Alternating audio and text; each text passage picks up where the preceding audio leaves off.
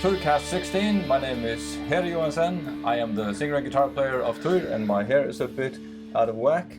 I can see that now. I am in Szczecin in Czechia. Gunnar, bass player of Týr. I am in Faroe Islands. I don't know why I point there, but it's right there. Right outside the window. And I'm Tad, I'm the drummer of Týr, and I'm still in Budapest. Yes, your hair looks amazing, man. Just leave it at that. This is, regardless of my hair, the 9th episode of our second season. We put out these painkiller.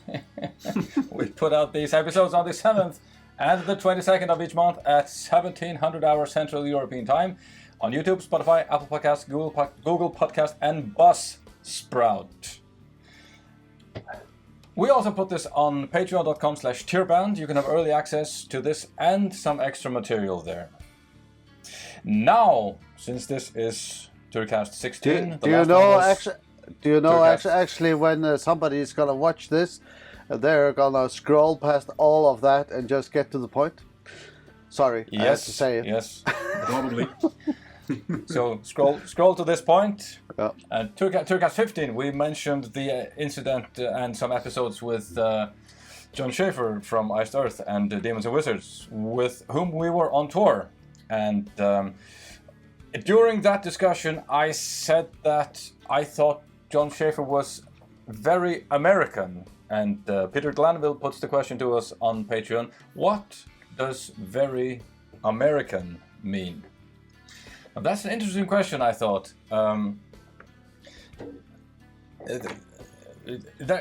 That's something we say frequently about people we meet in America. Not everybody is the same, not even close, of course, but there's a specific, more prevalent attitude and way of being in America, I think. Probably Canada and Mexico as well, for I know. That is much more direct and upfront than you would do in the Faroes. I can think of one thing specifically. If you go out with a friend of yours in the Faroes, you go to a concert or whatever, and this might happen.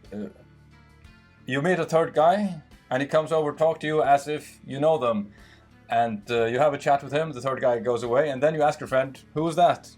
And your friend says, "Oh, I have no idea. I thought you knew him." and in America, it's much more. Well, not just America, I guess many other places that are less provincial than the Faroes. You just introduce yourself. "Hello, my name is so-and-so. I do this and that. What are you doing here?" And if Scandinavians are a bit, at least the Faroese, and I guess also Norwegians, Icelanders and Finns at least, they just kind of mumble in the background and just give you a friendly nod and go on about what they were about to do. And they're not so...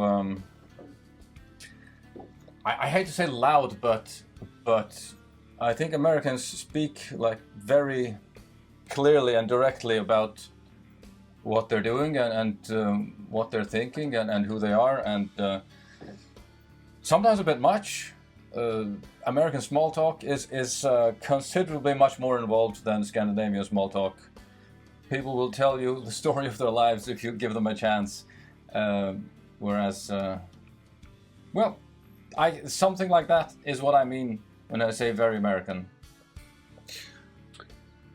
I mean, you came a long way to express that, but I guess I get what you're aiming at. What my thought is or was that, you know, there's something you call like a security gap or distance while talking to people, you know. So the more to the south you go, the closer two people are standing to each other while they're talking, and you know, it's something with, I guess,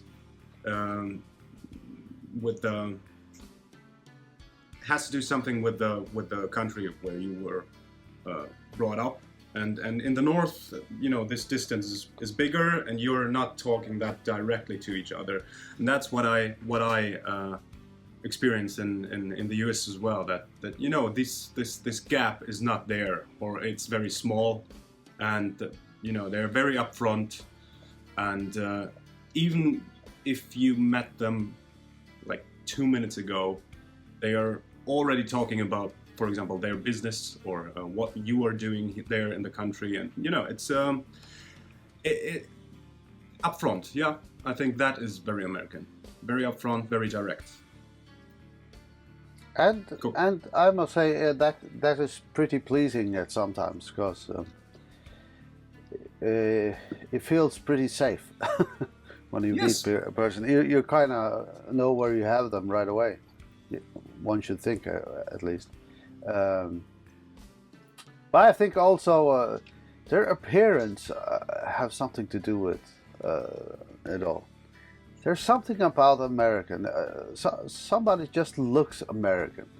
I mean, you could probably say the same about somebody else from somewhere else, but they have a certain presence. So, but it's hard to explain. Well, at least I don't know how to explain that. One thing that comes to mind right now is because of Hollywood. Each country has their social quirks and cues, and it takes some time to understand it. What face expressions or specific language expressions might mean. But because of Hollywood and American movies, I think the whole world is kind of tuned into an American way of, not sure what to call it, like social cues. How do you speak? What do you mean by it? And all the finesses of being American, whatever that means. But that's not important. The important thing is it's advertised to the entire world through Hollywood, so that might give people a much easier time connecting with Americans than with, say, for example, us in the Faroes. There's no broadcast of how Faroes behave and which social cues mean. Exactly, and if you move there, you would have to learn the whole thing from scratch. That might make our impression of Americans much more direct than they think they are. Yeah. I don't know. Just a speculation. Yeah, just the whole expression of "he looks very American" simply comes off that we see a lot about America, Exactly. It's, you have to remember, it's our point of view. That's what we see, so that's why we say he looks very American, or he's very American. At the same time, that also makes it very hard to explain actually what that expression means. But you kind of have to be. It's more like a feeling. It's more like a feeling. You kind of have to be on our side of the country to see that, or understand it. So yeah. Because here, if we said he was very American, they know exactly what we mean. We don't have to explain, So, but we don't mean there's nothing. It's not to be misunderstood to something bad. It's just no. It's just an expression we have. Yeah. So we love Americans very much. Absolutely. Absolutely. There was an article. Well, the last Týrcast 15 made it to Blabbermouth, and the website and Facebook page Metal Blast made a comment about us. I feel so famous about American politics, and they wrote. There's someone called Jay Shalmaron. I think he's the guy who runs Metal Blast. Anyway, he wrote, Týr is regurgitating the idiotic idea that the morons at the Capitol, none of whom were armed and without any military support, were trying to overthrow the American government. I think reading through the article on Wikipedia, at least, it's pretty clear they had some weapons, and it was a pretty shabby attempt of an overthrow. I don't think at that level they had any chance of being successful. It would require a considerably much more organization.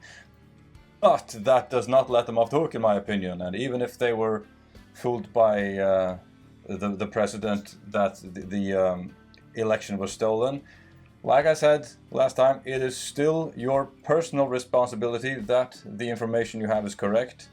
and if you act upon wrong information, it is still your responsibility. So that doesn't take anyone off the hook, in my opinion. I have to agree, and let's not forget. I mean,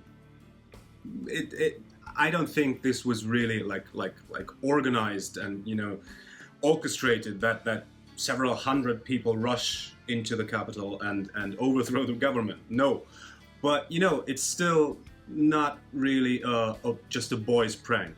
It was a dangerous situation and it was chaotic. So people died. Yes. So yeah. So let's not forget that. I mean, sure, I can accept that probably we don't know all the facts regarding that event and that day or those 2 days, but still, I mean, we're having a conversation, a critical conversation about that event. So yeah, please let us know if we got something wrong, but please also accept that we are working with those facts we know of. And everyone's waiting for the investigation to be finished, and these things may take years. Yes. And by then, I think we'll have the best possible information. Exactly. Yeah. Gunnar? Yeah. Anything to add? No, not much. I just think it's the wrong way to go about things. That's all. Again, I do understand people's frustrations with things that they feel like they're lured behind some bad things, but you should still be sensible and do the right thing and go the right way without hurting anyone. So exactly. That clearly has to be the point. I mean, sure, I'm sure like Trump and other people like that, they probably did stuff that is pretty terrible, I guess, but we still have to go the right way about it. So be civil. Yeah, be as civil as we can be. Yeah. I mean, it's very important. Anyway. I mean, you see all this mad violence going out about stupid shit here in the world. Yeah, I almost said the word, but please be civil. So. Yeah, we live in a pretty decent part of the world, I have to say. We're very decent. We have to remember that too. We are what do you say? We grew up in a very, very, very good place. I mean, this is almost as good as it gets. Almost. Yeah, exactly. So, of course, we can't see the reasoning for all the bad shit going on around the world. We couldn't. But please at least try to be as humane as possible. Amen. Politics can fuck everything up. Oh, you said the bad word. I just saw yesterday. I just saw yesterday an update on the Facebook monetization terms. They're gonna ease on the profanity filters, so it's more okay to talk adultly and add some profanity, and they're not gonna demonetize you as much for that as they used to. So say fuck all you like. Fuck. It's funny that you. Fuck shit. I was watching some. Something on YouTube and some documentary about some killings or whatever. But the funny thing is, they show the whole thing, but what they beep out is all the fuck and all the bad language, which is really ridiculous. You just saw a guy get shot, and you beat that out? It makes no sense. Exactly. It is absolutely pointless. Yeah. But I mean, even beeping out the profanity in lyrics, in songs. I mean, you listen to the song, and then the lyrics come up, and it might be about slashing the wrists of of a child and then devouring it or something. That's okay, but fuck, no way, man. Come on. Hey, you can't say that. Modern pop songs that are sexually explicit, where they make a daytime radio version where they simply take out the word. Everybody knows what word is supposed to go there, especially teenagers and people around that age. Modern pop songs, they should be a one long beep. Yeah. I mean, that is porn. Right up front for your kid. Censorship like that is patronizing because it's like saying I don't trust myself to judge what's good for me or what I can handle, so let someone else. You listen to this and tell me if I'm adult enough to hear it. What the hell's with that? Yes, exactly. Who thinks like that? It's patronizing. What's the point? We talk like that anyway. So it's no pointless to keep it out. There are children's channels, and when children are, I don't know, 13, 14, 15, I think you can be pretty sure they've heard it all. Yes. Oh, yeah. Definitely. So there should be, of course, children's channels are one thing, but after a certain age, I mean, it's just pointless. Come on, we're grown-ups. And I mean, it's you know, it's distorting reality. It's like telling them, no, this does not exist. Of course it exists, dude. I mean, sure, there's a point in life where before that you might not want to be confronted with some of the horrible truths of life. But, you know, it will get to you eventually, you know, and saying that until that point that doesn't even exist, that is patronizing and, Not really my cup of tea. I mean the distortion of reality part of it. Fairy tales, children's fairy tales from before, well, not that long before, but not modern children's fairy tales have pretty horrific scenes that you would tell to infants as soon as they could understand language. And Hansel and Gretel, for example, I mean... the Norwegian troll fairy tales that I read when I was 9 or 10 years old in Norway, I mean, gruesome stuff. Yes. Nobody thought to shield children from that. I think the sooner you know that there's some bad shit out there, the better. Yeah. You don't want to be naive. You don't want to make naive and helpless children. Yeah, that's true. We don't have a child-proof world, so we need world-proof children. Yeah. Is that Jordan Peterson speaking? or was it you? 50-50. Uh-huh.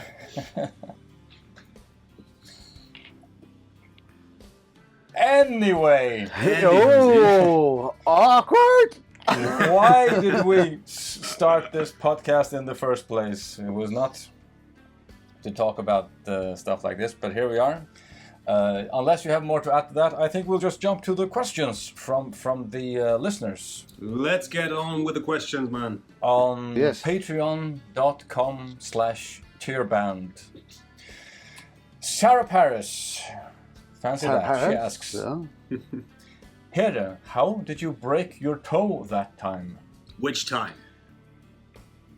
We were talking about breaking bones, and I only ever broke a toe. I never broke a bone in my body apart from that, even though quite a few times I really should have. I had a few accidents where I felt it was a miracle I didn't break anything. But I was living in Iceland, and there was a toe breaker gang. No, just kidding. There was we were. Oh, I know them, damn bastards. Practicing karate. We were practicing. We were going to karate lessons for a year, and this was in the basement of Laugardalssundlaug in Reykjavik, which is one of the most wonderful places on this planet. And they had a karate classes in the basement under the pool complex, and there's like a small gym hall there, and for some exercise we were running back and forth wall to wall without actually touching the wall, and I got very sweaty, and I slid in my own sweat, rammed my foot into the wall, and it hurt like a mofo. And I limped a bit, kept running, and went to the doctor the next day, and he said, your toe is broken. Nothing to do about that, just glued it to the next toe, and or the adjacent two toes. And to this day, I guess the bone broke and grew back, Like off center, and I can still feel it. Yeah. But there's no big deal. No Nothing big you can deal. do That's about how That's how I broke my toe. I broke quite a couple of bones in my body throughout the years. Ribs. Not supposed to break them. Yeah, I didn't mean to.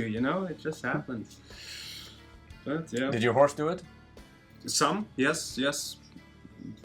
Kicked me in the rib cage and stuff like that. And once a horse fell on me while I was sitting on it. That was uncomfortable as well. Yeah. Some rib, leg, wrist, finger. Several concussions. Maybe that's because. Obviously. Yeah, you can see that might be the reason why I'm sometimes so slow.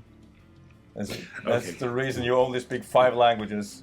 Oh yes, I could speak 14, man. I'm sorry, I have a bad connection here. So, Gunnar, your bone-breaking stories? Any? Oh, well, yeah, I guess I broke my toe.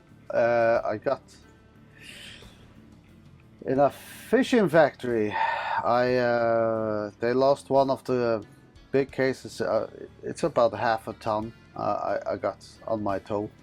Oh, It just fell off. smashing Whatever experience. it was stable until it just fell straight down on my toe.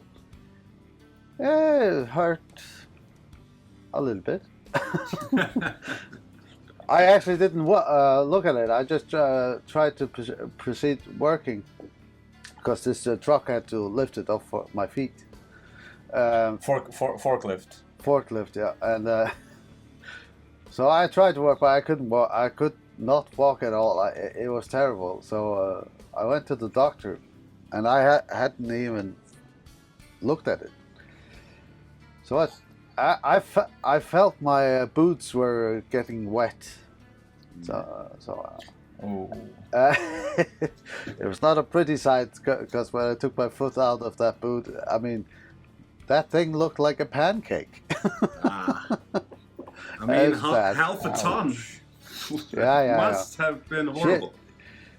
That's not the worst thing. The worst thing was when she had to remove the nail because apparently the nail had got stuck in the bone somehow. Ow. And she was really funny because she's just this is just gonna hurt a little bit. My ass! Holy shit! I flinched like a bow on the where I was lying. Holy shit, that hurt. Oh my. That was the worst. But apart from that, I don't know. As Harry said, there's nothing they can do about it. So I guess it just grew back. But my nail never recovered from that. So it's just some weird stuff. I'll buy you a pedicure gift card next time you're in Prague. Thanks. Jamie Alexander Barnes asks, can you help me move to the Faroe Islands, please? Well, it's not gonna be easy. It's quite difficult. I did try once to help a guy move to the Faroes, and he simply gave up in the end because you have to. I think still you have to do it through Denmark, so it's Danish immigration actually when you move to the Faroes. But all I can do right now is show you to visit faroeislands.com. That is in one word, visit faroeislands.com, and they have all the information there. I hear it's pretty difficult, but I don't know. I think you have to go through Danish and Faroese stuff to get here at all. Yeah. I just, I mean, my brother is married. His wife is Russian. When she came here the first time, it took so many years before she even got a passport. So It must, and they were married. But so. when you're married to a Faroese person, you can go there and stay there. I think immediately. But even getting the permission to stay there permanently when you don't have direct relations to the Faroes, I think might be difficult. Yeah. And I guess it also depends on your own citizenship. I mean, going there as a Norwegian is, I think, easier. Or like a Scandinavian, going there is easier than, for example, for a Russian person. Or a North Korean. Or a North Korean. You can move anywhere in Scandinavia without any reasons. I can move to Greenland or Denmark, Sweden, Finland, Norway. No one. I don't have to give any reasons. I explain why. You just have, as all Scandinavians, the right to live in each other's countries. Mm-hmm. Yeah. So depends on where you're coming from.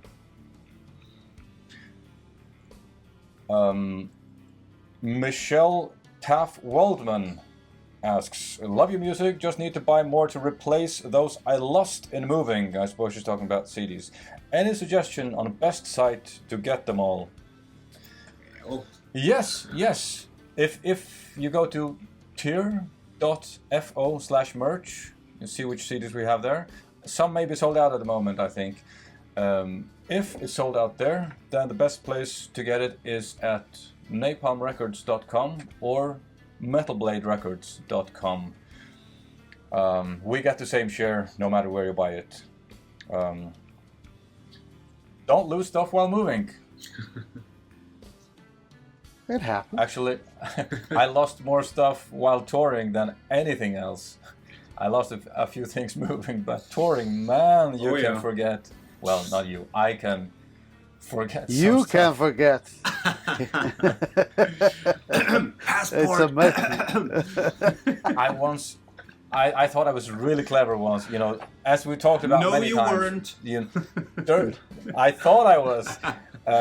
Dirty clothes are the worst part of touring, especially dirty socks and underwear. So I got this laundry basket made of net so that it maybe can dry faster, and I put it in the bay under the bus so I didn't have to deal with the smell in the bunk. And I forgot that in the bay of some bus. So if anyone who ever went on tour on a bus with a laundry basket full of dirty socks and underwear found it, that was mine. I left so many shoes and jackets also. It's incredible. Yeah. I left my whole like stage clothing after a European tour on the bus. So that just happens. I mean, I moved so many times in my life between not just cities but countries also. I mean, I think I moved at least 20 times in my life. But I think I'm up there with you. While touring, I lost way more than while touring than during moves. Yeah, same here. It's not been that bad with touring, losing stuff on touring, but some stuff have been lost, definitely. So that's just how it goes. No, it goes. It's worse when you move. Cecil King asks, why are there hardly any trees in every image I've seen of the islands? There aren't any. There are no trees. It's pretty far north and windy and cold, and there's a certain limit north of and above which trees won't grow. And the Faroes are in that zone. I talked to some experts sometime, and there were never trees in the Faroes, but there were bushes, shrubberies, juniper bushes especially. They estimate about 1 meter high maybe, before sheep were introduced to the islands. Yeah. But trees simply don't grow in the wild. If you see trees in the Faroes, they're fenced in from the sheep, and they are in a very low area, close to the ocean. If you go... There's actually on the island where we grew up, on a rock formation, standing alone, one of these bushes, because it's out on some rock, which is inaccessible by the sheep. So it's standing there alone, I heard, on estuary. yeah. If you go to places, canyons where sheep can't access, you see a completely different vegetation than in the open grassland or mountainsides. And even if you go to the top of mountains that are more flat, you see there not even grass can grow. Well, It's like a desert. Well, it's too small and country to call it a desert, but some of it is just sand and rubble, and there's nothing else. yeah. If you get like a 400, 500 meters up. So pretty harsh for the vegetation. But we do have some what you call plantages or Parks. parks. We do Yeah. have some parks with trees and stuff, and people have trees in their yard, especially here on the island. Quite a few have trees, Yeah. so they do grow here, but it's a very, very slow growth. So And you have to take good care of them. Yeah. definitely. The largest park is in Tórshavn, I think, and it's been pretty nice. But you can see that 1 or 2 storms, they can take down many of the trees, and the soil simply isn't deep enough to provide the trees with grip against the wind. So My favorite park is up there in the north. I can't remember the. Kuna. Yeah, exactly. Yeah, that's beautiful. I mean, it's just That like is really beautiful. Yeah. it's just like a tiny forest, like planted forest, with this Don't get lost. huge boulder in the middle of it. It's beautiful. But it's also fenced away, of course. Did you Yeah, climb yeah. on? You climbed on top of the boulder, didn't you? I climbed on that. Oh yes, I Yes. did. Yeah. I didn't even want to attempt it. That was one of the fascinating things when we moved to Norway when I was 9 or 10 years old. That trees grew everywhere, all the way down to the ocean. It was absolutely fascinating to look at, I thought. Of course, I got used to it pretty fast, but that's something that fascinates Farish people. It's trees everywhere. You drive through Europe, Germany, Czechia. Well, especially if you go to Bergen, you see they have houses all the way down, almost into the ocean, almost. Yeah. And you got trees on. There's almost no soil, and still there's trees growing down all the way to the ocean. It's incredible to see. That would not happen in the Faroes. That a house would be on the bottom of the ocean after the first little storm. Yep.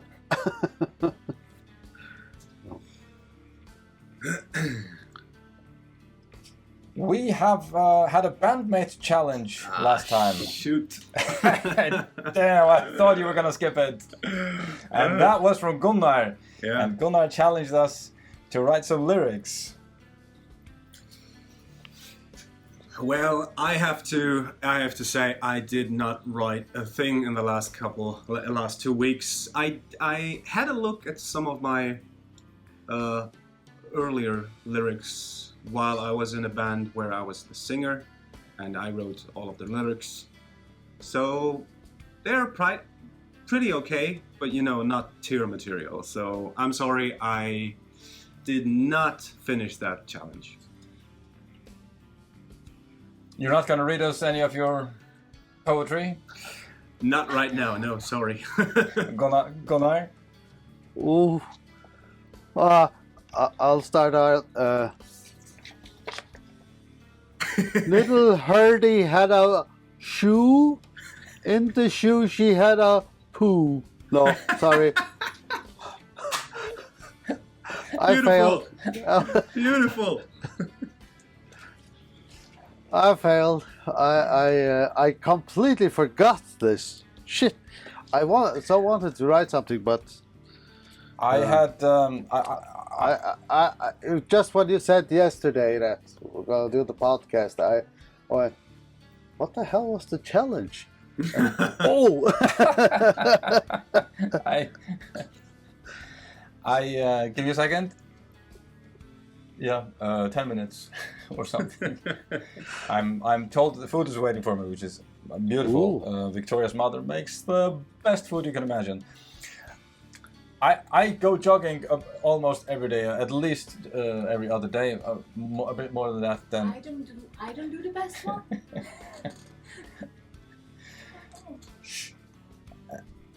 where was I? Jogging. And when I go jogging, I like to listen to podcasts that are thought-provoking and informative, and I listened a lot to Jordan Peterson, Jocko Willink, and guys that talk about really hard and deep and dark stuff. And I came up with a line or two. I imagine it could be either the chorus of a song or the first verse, or just represent the general atmosphere of it. Here goes.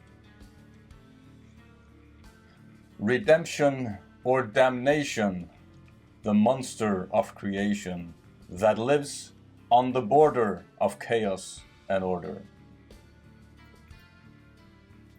Yeah. Yeah. Booyah! Booyah! Mic drop. Sorry, hammer drop. Hammer drop. Hammer drop. We have to put that hammer drop on the next album. Hammer drop. Definitely no, but that's So what are we gonna do on the hammer drop? We're gonna dance? I won't even. Hammer drop time. I find it pretty easy to write lyrics. Honestly, I have a lot of ideas lying around, a lot of thoughts that aren't necessarily lyrics that I just wrote down that I think I should write something about, and this is just one of those. I have quite a few. I find it extremely difficult. Sometimes I write something down and I think, oh, this could be cool, and then I put it away and read it again, and I just toss it in the bin and think, oh my god, oh my god. That is the process with much of it. I really delete at least 50%. Same with music ideas. I save them until I go through them again later, and at least 50% is deleted. I think one of the tricks is to simply be more productive. Yep. Eventually, 1 out of 5 or 10 will be useful, and you will know when you forgot it and come back to it. You'll see it if it's useful or not. But the trick is simply to be more productive, or else you'll never. Yeah, but also when I start to listen, because I have to be honest, I almost never listen to what the singer is singing about. I listen to the melody. That's what fascinates me, and words, and just how the words fit into the music. That makes a lot of sense, but. When I then try to concentrate on lyrics, I go like, is he really singing that? It's like, how the hell did they get away with that? But it works. Yeah, sometimes just simple lyrics that are almost ridiculous, they actually work. So take System of a Down lyrics out of context, write it down on a paper and see how it looks. That will look crazy, and you'd say nobody in their right mind would put that in a song. Wake up, you know, put a little makeup, kiss up on the table. I mean, but yeah, that works. But there are also some lyrics. I have actually a Hungarian band in mind. They make really very, very good music. I really loved it. I mean, they're not around anymore, but the lyrics, they were so naive and so dumb. You know, that ruined the whole musical experience. You know, the music was awesome. Really my cup of tea. But the lyrics, you know, I just always try to not listen to what they're singing about, because it's just so god awful. That happens. Next challenge? Yeah, well, I have a kind of literary challenge for you and me guys. Well, actually, this challenge was the idea of my girlfriend. And I want us to read The Plague by Albert Camus. So this is a book club now. Yes, it's gonna be a metal book club. Could you repeat all that again? Cause whoa. I'm going to send it over because it's online, available. It's a book. It's about what a plague. How long is it? It's not very long. It's you can read it in a day actually. I read The Stranger. Is it called? Yeah, that's very good. Very short, very concise. Yeah, it's about that length, I think. So you want us to read a book? Yes, I want us to read a book and to find parallels in it to our current days, since we are also living in a pandemic, and that's about a plague. So yes, let's do that. I'm up for it. Cool. Yeah, right. Yeah, about that. It's online available, man. You don't have to buy it even. It's you could read it on your phone even if you want to. Looking forward for that link. All right, yeah, gonna send it over. Please, everybody, like Why do video. I have a dry taste in my mouth?